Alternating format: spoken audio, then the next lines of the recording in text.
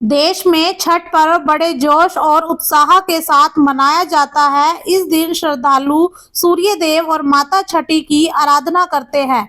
लेकिन काफी जनता ये जानना चाहती है कि आखिर छठ पर्व नहरों और नदियों पर क्यों मनाया जाता है और यह पर्व कब से मनाया जा रहा है। यहाँ महाछठ पर्व इस बार भगवान सूर्य नारायण मंदिर पे 29वां महापर्व मनाया जा रहा है।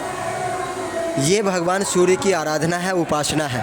भगवान सूर्य को संध्या में अर्घ्य देते हैं और फिर प्रातः में मॉर्निंग में उदय को अर्घ्य देते हैं।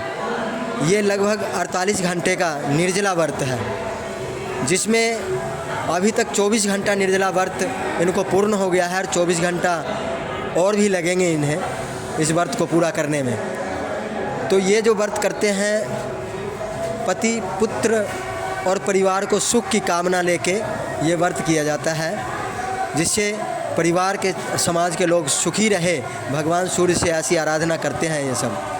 ये माता छठी का नाम आता है, वो कौन थे? माता षष्ठी का नाम इसलिए आता है कि एक बार महाभारत कालीन माता कुंती जब लक्षागृह में आग लगी थी और आग लगने के बाद इन्होंने अपने 5 पुत्र लेके और लक्षागृह के अंदर से सुरंग से बाहर जा रही थी, तो कई वर्ष लग गया इनको बाहर निकलने में।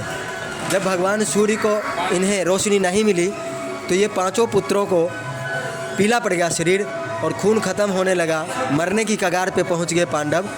तो इन्होंने भगवान सूर्य की आराधना की, पूजा किया और कहने लगे कि हे भगवान, मुझे 5 पुत्र को रक्षा करो।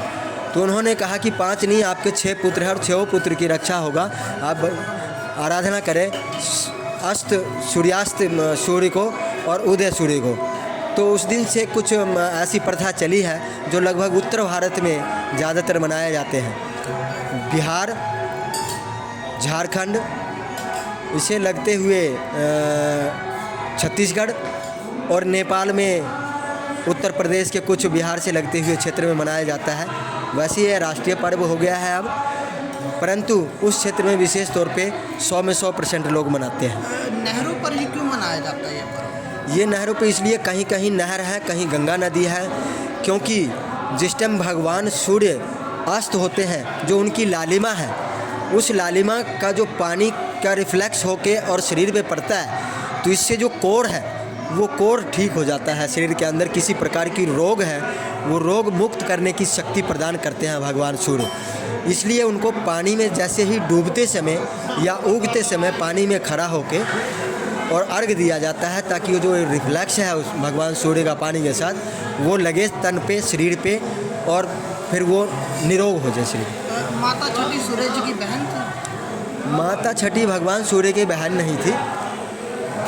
ये माता षष्ठी एक माँ है जो देवियों के रूप हैं, जिनको ये पूजा किया जाता है। षष्ठी माता, जैसे हम नव दुर्गा को पूजन करते हैं, वैसे 6ठे नंबर पे जो माता हैं उनको षष्ठी के नाम से हम पूजते हैं। जैसे हमारा व्रत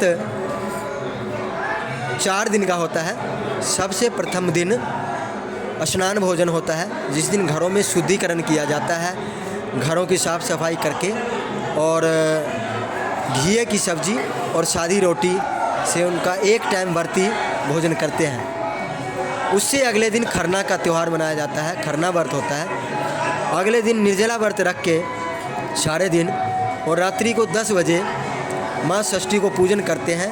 केला, मीठी खीर और सादी रोटी बना के षष्ठी माता को पूजन करते हैं। उसके बाद अपने बच्चों को, परिवार को भोजन कराते हैं और सबसे लास्ट में वो खुद भोजन करते हैं। ये भोजन करते टाइम अगर किसी ने, बच्चों ने आवाज़ दे दी कि माँ, या उस चावल में कोई किनकी आ गया, झीड़ी का टुकड़ा आ गया, लकड़ी का टुकड़ा आ गया, कोई पत्थर का कण आ गया, अगर उन्होंने 1 चम्मच खाया है तो 1 ही चम्मच में उसे छोड़ना पड़ता है, आगे नहीं खा पाते हैं। उसके बाद लगातार 36 घंटा का निर्जला व्रत अगले दिन से शुरू हो जाती है। जैसे अगले दिन, जैसे आज संध्या अर्घ है, आज मतलब कल रात से ही भूखे हैं, कल दिन में भूखे थे, आज भी भूखे हैं, आज रात को भूखे रहेंगे। निर्जला व्रत, बिल्कुल जल भी नहीं लेना। और 20 तारीख को 12 बजे के आसपास भगवान सूर्य को जल चढ़ा के हवन करके फिर अपना व्रत को खोलेंगे। तो क्या क्या फल लेकर आते हैं श्रद्धालु पूजा के लिए? ये प्रकृति का जो दिया हुआ जितने भी फल हैं, मौसमी फल हैं, वो सभी प्रकार के फल चढ़ाए जाते हैं। गन्ना है, नींबू है, एक गागर नींबू होता है, नारियल होता है, सेब है और मीठे पकवान बनते हैं इसमें। और मिठाई बनती है, खाजे की मिठाई बनती है। लगभग इसमें 56 प्रकार के भोग तैयार होते हैं, जो आज संध्या अर्घ में चढ़ाएंगे।